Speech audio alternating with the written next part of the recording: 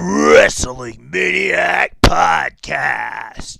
This week's edition of Monday Night Raw review. Let's get to the review. Episode of Monday Night Raw. I'm not going to be one of these negative ass YouTubers that's going to get on there and say that everything in the sky is falling, the show was a piece of crap, and that creative don't know what they're doing. We hate the superstars, and everything is falling, and everything is going wrong. No. Maybe we should, instead of complaining about what all is wrong, maybe we need to see what creative is doing and learn from it and follow the storylines that they have developed. Raw is a lot better than what most people give it credit for. The storylines are a lot better since WrestleMania and Raw than they were beforehand. I like the slow, steady build on Roman Reigns. Roman Reigns is going to be the guy, whether we like it, whether we hate it, whether we boo him, whether we cheer him, whether he makes us vomit, whatever. Roman Reigns is going to be the chosen one for Vince McMahon and going forward. So we might as well get used to it and see that he is improving week by week, and that he is got his segment and section just like John Cena did during his first run coming over from SmackDown. That he's got his section that cheer him, and we got the section that boos him. But he is improving. I noticed this week that the bandages were off of him. He did a good job last week selling still the injuries, so the bandages are off this week. I wish there would have been a video vignette that would have shot on WWE.com of them taking the bandages out and that he was healed. So we see Roman Reigns getting a clean win over Seth Rollins. What does this mean? Whether we love it, whether we hate it. I'm not really a fan of it, but it is what it is. We see that Roman Reigns for the past 2 weeks has been built very strong. What does this mean? This means one or two things. That Roman Reigns is going to go over at Extreme Rules and be the one to face Brock Lesnar. Or this is going to mean that Roman Reigns is going to go into a separate storyline, which many feel that he may go and capture the Intercontinental Championship. If this is the case, that Roman Reigns versus Brock Lesnar. Roman Reigns versus Brock Lesnar. We are going to see some different, and he wins the Universal Championship. I have no problem with this. Roman Reigns being the Universal Champion. At least he's on Monday Night Raw. At least he's doing something on Monday Night Raw. Should see Brock Lesnar around more, mostly, for the most part, or not. If we don't see him around a lot, then I'll look at Great Balls of Fire for him to drop the title. So Roman Reigns may be the guy since they've booked him so strong to win these past Monday Night Raws. So what does this mean for the other guys? I have no idea. Who gets the nod? Who goes against Roman Reigns if he wins against Brock Lesnar at Great Balls of Fire? Who knows? Maybe we'll have a long reign of him being champion and him going through the 5 guys. Who knows? We all know that it's evidently that when Braun Strowman comes back, that he's going to be feuding with Roman Reigns. This is far from being over with, folks. This feud is far from being over with. I would be more content in seeing a WrestleMania with Roman Reigns versus Braun Strowman rather than Roman Reigns versus Brock Lesnar. So who knows what they're going to do? Maybe they'll have Brock Lesnar face Samoa Joe at WrestleMania. We don't know. But the ultimate goal is what everybody says what they want. They want Brock Lesnar versus Roman Reigns at WrestleMania. So I don't know if they're actually going to let Roman Reigns go over here. Maybe since Roman Reigns won, this means that he's going to lose at Extreme Rules. We don't know. We'll have to wait till Sunday. Me personally, I would pick Seth Rollins to win here. Let him go on. Let him have his moment with Brock Lesnar and let him lose, because he doesn't affect him at all if he loses or if he wins with Brock Lesnar. He's had a good match with Brock Lesnar before, and we may see it again. Finn Balor has been built since the loss to Roman Reigns has been booked relatively strong, I think. We could see Finn Balor come out with the win, or we could see Samoa Joe. We don't know how this is going to be presented to us here at Extreme Rules. We ought to know one thing, that with these 5 guys, this ought to be one hell of a match, and we ought to be involved in it. We ought to be excited about it.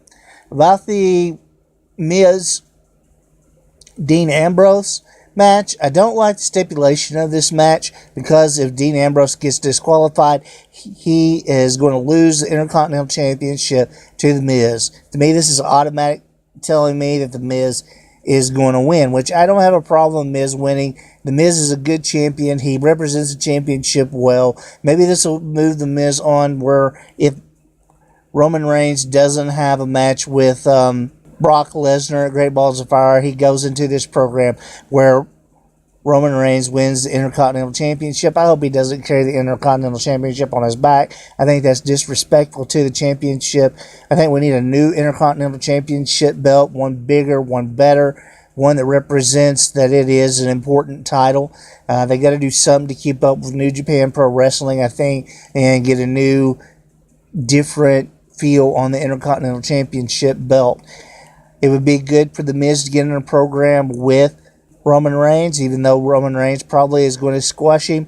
I think that it would be good for The Miz's career. I'm going to enjoy the promos. As for Dean Ambrose, I don't know what's exactly going to happen with Dean Ambrose.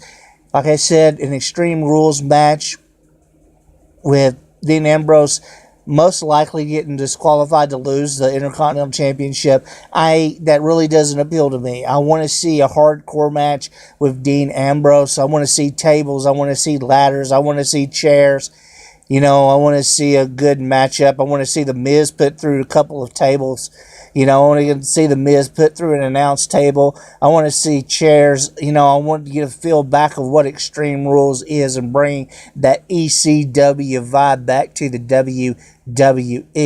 As far as Bayley and Alexa Bliss, it was a little bit sort of a dull segment, though it was good. It accomplished what they wanted to accomplish tonight. Alexa Bliss got good heel heat over Bayley, and Baby was made out to be the baby face that she is. I thought that really Bayley lost a little bit of momentum. The life was sucked out of her run when they let her lose in San Jose, but it is what it is. It's a decision they went with. Bayley is old. I would like for Bayley to win the title, of course, but I really like Alexa Bliss as champion. She's a great heel. We're all waiting for Sasha Banks to get back into the title picture. Maybe Alexa is the matchup that they're going to be looking for coming up at Great Balls of Fire. Who knows?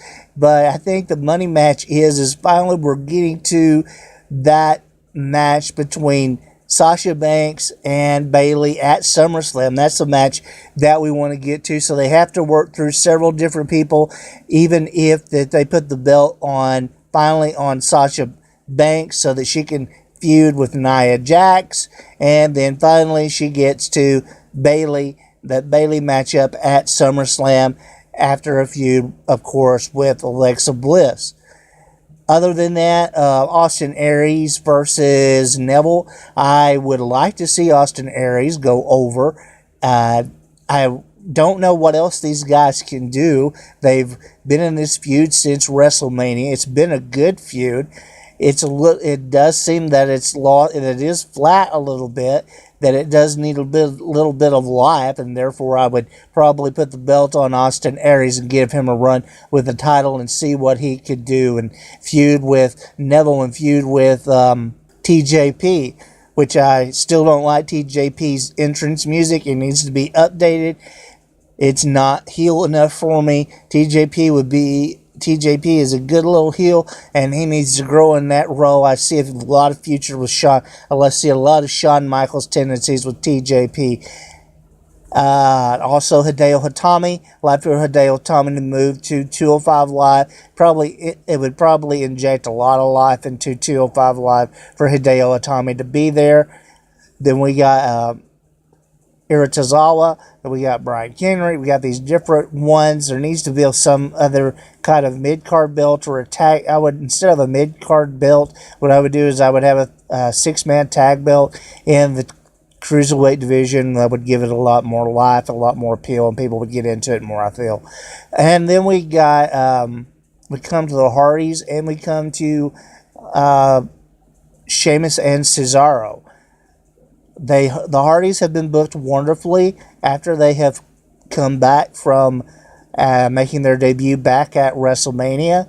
We all want the Broken Universe, but the Broken Universe is just not going to happen right now. But I have an idea. I have my one of my friends, Laura. We come up with an idea. Instead of the Broken Universe, we have the Shattered Universe. We have the Shattered Hardys. Hashtag Shattered Universe. Get it trended on Twitter. I think that it would be good. I think it's great. I think it'd be good ideas. You say, well, you got the Shattered Dreams with gold dust. Well, there you go. If Gold Dust was involved with Matt Hardy in some type of an angle to bring about the Shattered Universe, it would be golden.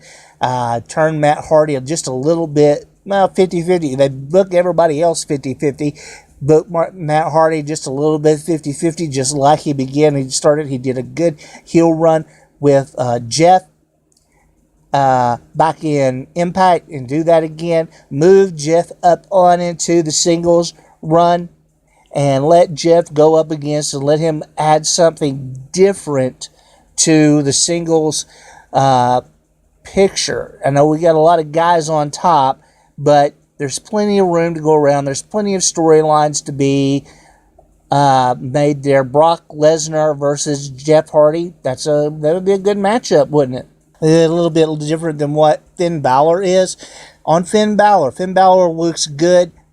I've noticed one thing. His kicks need to be sold more, so it makes it legitimate that this guy can legitimately beat Brock Lesnar, and that's what they need to do with Finn Balor there. So, speaking back on the tag team division, I don't know exactly what they're going to do with this. The tag team division is, I don't know, it's a little bit, there's nothing there. They haven't been pushing hardly anybody. We got don't know what's going on with Cass, and don't know what's going on with the Revival. The Revival is back, which is great. Looks like the Revival is going to get into a program with Enzo and Cass. Come on. We want the Revival to have a little bit more. Put the Revival into a program with the Hardys. Let them make the Hardys, bring them to the Shattered Universe. That's how you take them there. Don't just give the Hardys simply over to Sheamus and Cesaro, who are doing a good job. But everybody wants the Revival to be the tag team champions, the top guys, which they should be. And that is pretty much Raw. We got a little bit other little things going on, like with Titus O'Neil and Kalisto and Apollo Crews and those things. That really don't do anything for me. We got this feud going on with Sasha Banks and Rich Swann. Where's Cedric Alexander? Instead of Rich Swann, why didn't they have Cedric Alexander get into this feud? It makes no sense. Alicia Fox left him, and then It should have been Cedric Alexander instead of Rich Swann. Rich Swann is dynamic. He's charismatic. Yeah, he's all of these things. But Cedric Alexander is the one that was wronged in this feud. It goes back. It goes a little bit against exactly what happened, and Cedric Alexander's lost in the shuffle there a little bit. So we don't know what's going to happen there. Other than that, I don't see anything else that really was that big on Raw. We've seen Samoa Joe pick up a win in a three-way where he looked dominant, which was good. Bray Wyatt, of course, took the pin. He always takes the pin. Don't know. He looks. It's so sad that his character is booked so weakly. But we got a lot of things going on in the WWE and Raw. Overall, the show, I'd probably give it another 2.5 stars, which is not that bad, and yet it's not that good. Everyone complains about Raw being awful. Raw is not awful. People go out, I really feel that maybe this is contributing a lot to the ratings dive, is people complaining way too much. Too many people are trying to be bookers, and not enough people are trying to be fans. There, I said it. And that is... Sometimes we have to be fans and just take and look at the storylines, appreciate the storylines, see where they're going, and get behind these superstars. These guys work their ass off to try to put on a show for us every week, 3 hours. It's their job. Yes, it's their job. Yes, sometimes they could do better. They could sell better. They could do a better job, but they work their ass off in the ring. They do. And we should appreciate it a little bit more as fans. And we should, not all of us, maybe all of us could point out some things that could help. And that's great. But there's no sense in giving money to trolls and paying them money to ask them questions when they're no more qualified in giving answers than each and every one that watches Monday Night Raw.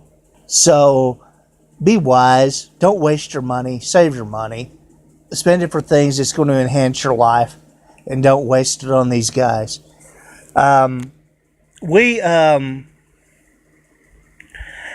As far as the direction and what Raw, I look forward to the pay-per-view. I'll be putting out all my predictions of Extreme Rules. I'll be going out of town that day, but I should be back to catch it on. I should be back catch it on the network. I may not be able to watch it live, but we're going to be able to watch it and give back our opinions, see where I was wrong, see what direction they're going to go with, and that's the great thing about watching wrestling and learning wrestling, is exactly how they do things in the ring and how that it affects the storylines that brings forth characters, so we can share those moments. And don't ruin everybody's moment in the pay-per-view. There are going to be tons of rumors and things out there. Don't let the rumor mills ruin your moment on the pay-per-view. Just be fans and enjoy the product. It's wrestling.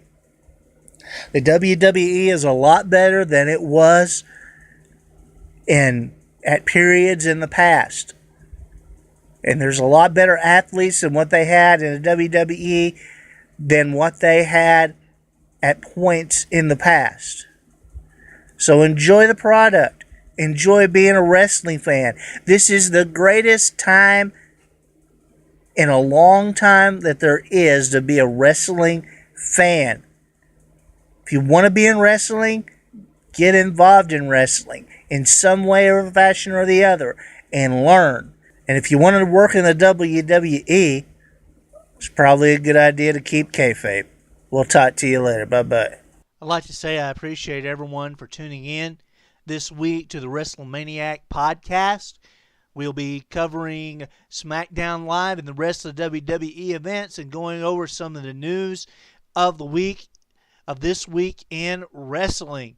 You can follow me on Real Guru Wrestle on Twitter. You can go to ultimateworldwrestling.com and see all what I have to offer there and see the different articles and things that are available. And appreciate each and every one for tuning in, and keep it real, keep it in the ring. You wrestling fans, you're awesome. We'll see you down the road.